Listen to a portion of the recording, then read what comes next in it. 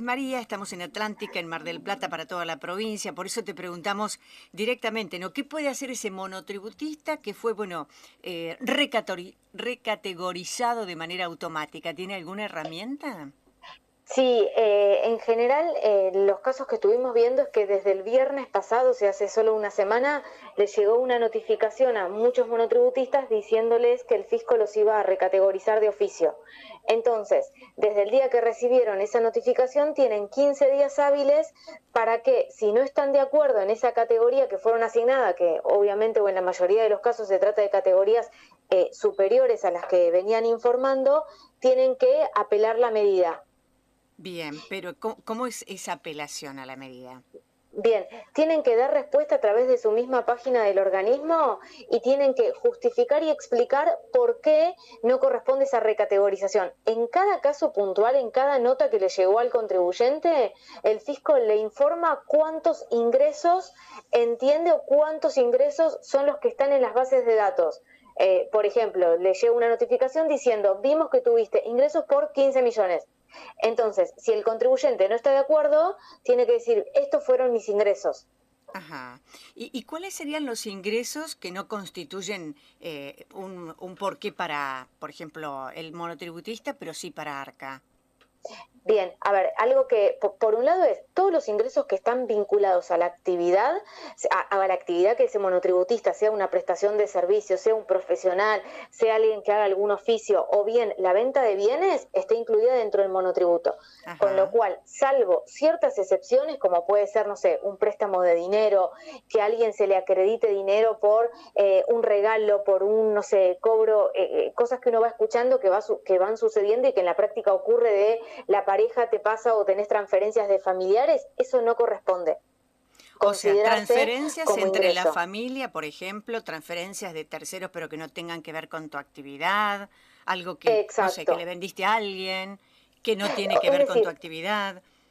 exacto, todo lo que esté vinculado a tu actividad tiene que estar, por un lado, tiene que estar facturado y además de que estar facturado va a estar incluido dentro de los ingresos que el organismo debería considerar. Ahora bien, puede ser que en la cuenta bancaria o en la billetera virtual te entren fondos que no estén vinculados a una actividad, como esto que decimos de transferencia entre familiares, entre amigos, devolución de un préstamo. Entonces, esos ingresos no tienen que ser considerados o no tienen que ser tenidos en ¿Y cuenta. cuál es la prueba? Si vos hiciste un préstamo a un amigo, suponete, y te lo Sí. devuelve, ¿qué prueba tenés?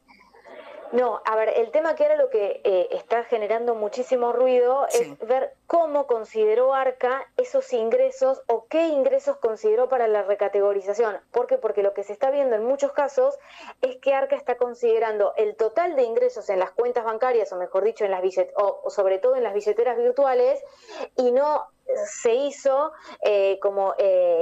no se depuró qué movimientos no estaban vinculados a una actividad grabada. Ajá. Entonces, ese ahora como que se da vuelta y es el contribuyente el que tiene que explicarle a Arca por qué esos ingresos no tienen que formar parte del cálculo para saber si era correcto o no subir la categoría.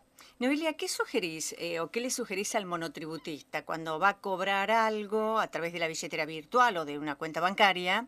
Va a recibir un Sí. dinero que no tiene que ver con su profesión. ¿Qué tiene que poner?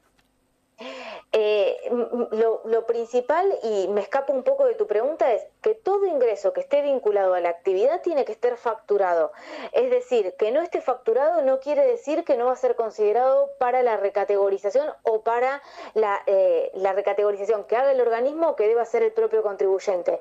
Sí es cierto y no está mal de que ese contribuyente puede recibir dinero, sea de transferencia, y ahí respondiendo un poco a tu pregunta, que no esté vinculado a la actividad, pero que sepa o que lleve algún registro para que si el fisco le pregunta o que si el mismo contribuyente tiene que de alguna forma defenderse, pueda saber cómo explicarlo. ¿A partir de qué montos Arca golpea tu puerta y te dice, hey, ¿de dónde viene? Mira, teórica, o sea, o por hoy las normativas lo que dicen no es que Arca te pregunta, sino que las billeteras virtuales están obligadas a informar cuando hay, en el caso de personas humanas, de los monotributistas, que somos los que estamos analizando, ingresos o movimientos superiores a 50 millones. Lo que se está viendo es que en muchos casos las recategorizaciones fueron por montos menores a esos 50 millones. Entonces, de ahí es todo este revuelo, todo esto de decir qué información tomó Arca para avanzar con la recategorización. No obstante, si los ingresos no superan los 50 millones, las billeteras virtuales no están obligadas a reportarle a Arca esos movimientos que tuvo el monotributista o el individuo. Cuando es una billetera virtual y cuando es una cuenta bancaria, ¿es distinta la postura de Arca? Sí, están haciendo más énfasis en esto de las billeteras virtuales y de hecho en la mayoría de estas recategorizaciones que estamos viendo, las recategorizaciones que está haciendo el fisco de oficio, es decir, el contribuyente la tiene que hacer por sí solo 2 veces por año. Sí. Y terminado el plazo de esta recategorización, es el organismo que está de acuerdo y no hace nada o bien te recategoriza de oficio subiendo la categoría. En los casos de estas recategorizaciones masivas de oficio que vimos, en todos los casos se trata por cobros en billeteras virtuales. Ah, mira vos. Y lo que hay que pasar a hacer es esto de empezar a analizar y tildar todos los movimientos que tuvo el contribuyente durante el año 2025 para saber si están vinculados o no a la actividad y poder dar respuesta en caso de que uno no esté de acuerdo y que quiera apelar en término, obviamente. La recategorización automática, ¿fueron muchos los monotributistas que fueron recategorizados? Obligatoriamente el monotributista tiene que recategorizarse 2 veces por año. Esto es a fin de enero, primeros días de febrero y a fin de julio, primeros días de agosto. Salvo que no cambies de categoría, tenés que hacerlo, sea para subir de categoría o para bajar.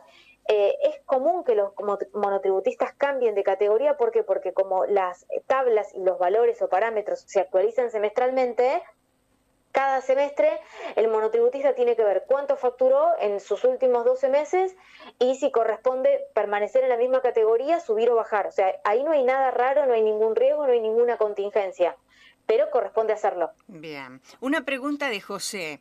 Dice que es electricista, que le transfieren para compra de materiales, pero no lo factura. ¿Cómo queda eso?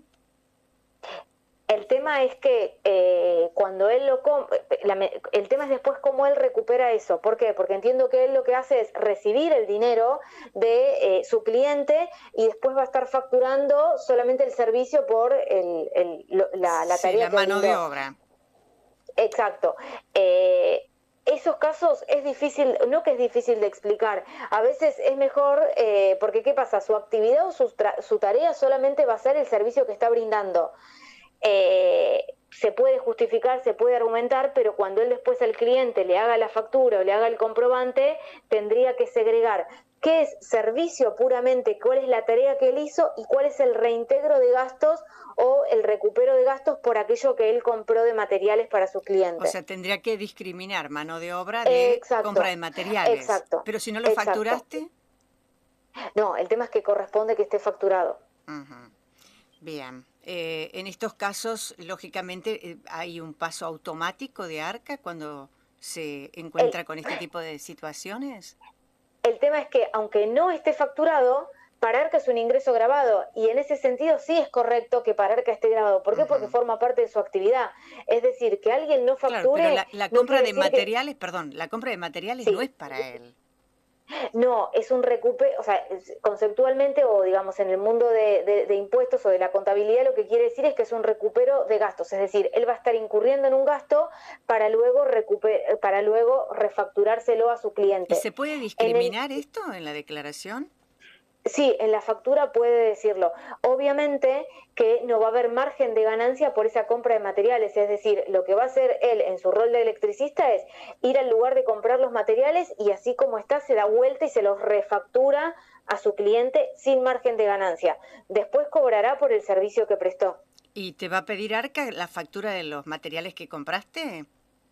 En principio no es necesario, ¿por qué? Porque uno lo va a estar discriminando. Bien. Pero sí es importante que guarden los comprobantes, que guarden esa documentación de respaldo. Ajá. ¿En qué otros rubros o profesiones u oficios se está complicando este tema? Este caso del electricista me parece muy interesante para todos los oficios, ¿no? Que trabajan con insumos.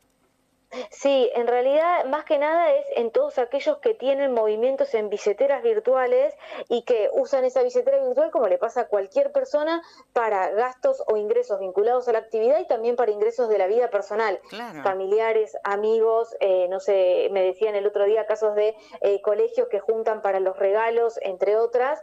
Entonces es depurar qué ingreso está vinculado a la actividad y qué ingreso está relacionado con la vida personal de uno. Claro. Decime, Noelia, ¿cuál es el mínimo del monotributo hoy? Hoy en día la categoría más baja el monotributista tiene que pagar 46.000 pesos y puede facturar algo así como 1.000.000 de pesos por mes. 1 millón de pesos por mes. Y para eso 46.000 pesos. ¿Y las categorías subsiguientes?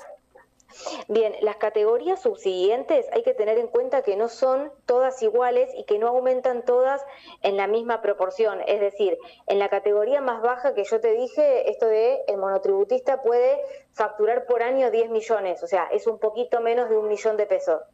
En la categoría más alta, el monotributista puede facturar 100 millones por año. Hay que tener en cuenta y después obviamente dependiendo la facturación que va a tener por año es el valor de la cuota mensual que va a estar pagando. ¿Por qué? Porque en la categoría más baja el monotributista paga 40.000 pesos por mes, 42.000 pesos, y en la categoría más alta, dependiendo si presta servicios o si vende bienes, la cuota llega a 1.300.000 por mes. Noelia, gracias por atendernos. Que tengas un lindo No, día. por favor, saludos. Noelia Girardi, tributarista.